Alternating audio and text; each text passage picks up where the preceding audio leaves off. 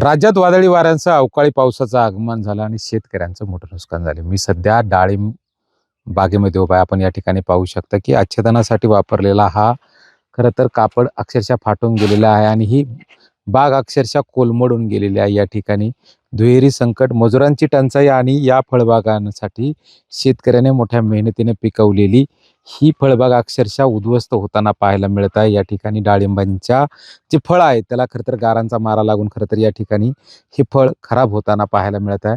ह्या परिस्थितीत खरं तर आपण आपल्यासोबत काही शेतकरी आहेत.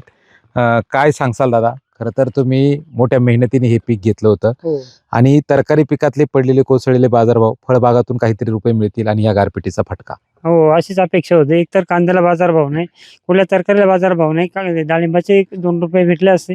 त्यातही अवकाळी पाऊस, गारपीट आणि गारपिटीने झालेलं नुकसान.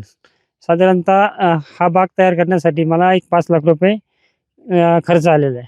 आज अशी परिस्थिती आहे. क्रॉप पेपर पण फाटला आहे आणि क्रॉप पेपर फाटल्यामुळं आणखीनच गारपिटीने नुकसान झालं आहे. गेलेलं भांडवल कमीत कमी 5 लाख रुपये गेले. तेवढे जरी पाठीमागे आले तरी बरं होईल अशी अपेक्षा आहे. मला ते सुद्धा पाठीमागे येणार नाहीत. खरं तर तुम्ही 5 लाखाचा उल्लेख केला. हे 5 लाख उभं करताना तुम्ही कर्ज घेतलं असेल. आता इथून पुढच्या काळात तुम्हाला आव्हान असणार आहे. काय परिस्थिती? आता काय परिस्थिती आहे, आता परत कुठेतरी कर्जच घ्यायचं थोडंसं काय असेल ते.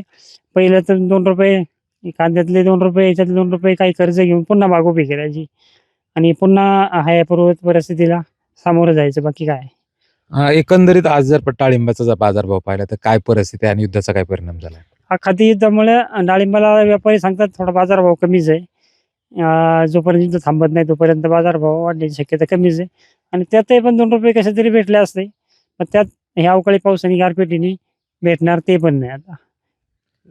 शेतकऱ्यानं मोठ्या मेहनतीनं पिकवलेलं त्याचं डाळिंब या निसर्गाच्या सुलतानी संकटाबरोबरच आखाती देशातील युद्धामुळे त्याचे पडलेले बाजारभाव आता पूर्णतः या शेतकऱ्यानं उभं केलेलं भाग भांडवल सुद्धा निघेल की नाही अशी शंका आता शेतकरी विचारू लागलेले आहे.